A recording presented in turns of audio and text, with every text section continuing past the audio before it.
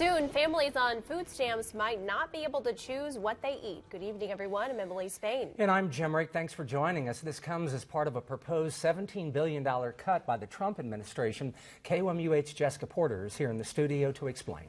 City Manager Mike Mathis remains optimistic despite calls for his resignation after he made controversial comments at a diversity breakfast.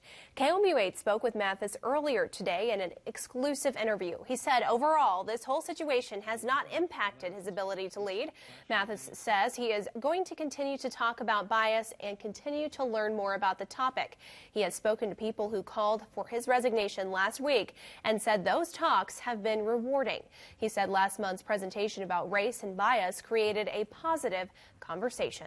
We have to admit it, have the courage to admit we have a stereotype. I believe we do. I believe we're all raised a certain way and we view the world through that lens. And so we just naturally have assumptions we make. Mathis said moving forward, he's open to talk to people who will help refine the way he talks about bias. A new city survey shows nearly 50% of Columbia residents are dissatisfied with police service.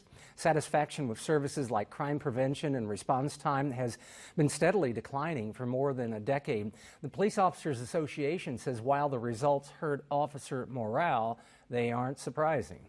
The fact that citizens are unhappy with police response time on 911 calls and other police services just reinforces what we've been saying all along, that we need more officers.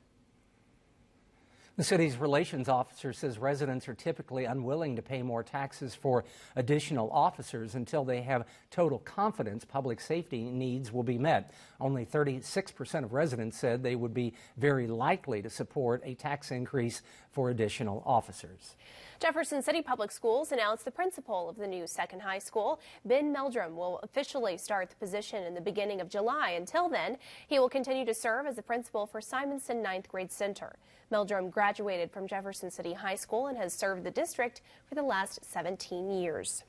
Well, it might seem odd that providing drug users with needles will actually help them. KOMU8's Chelsea Haynes is in the studio to share how the Missouri legislature is battling the opioid epidemic with a new needle access program. Chelsea.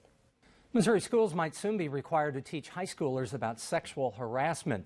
Currently, schools do not have to teach sex education, but if they do, it must include topics like abstinence and the dangers of sexual predators. Missouri lawmakers heard a bill today that would require schools that do teach sex ed to include consent, sexual violence, and harassment.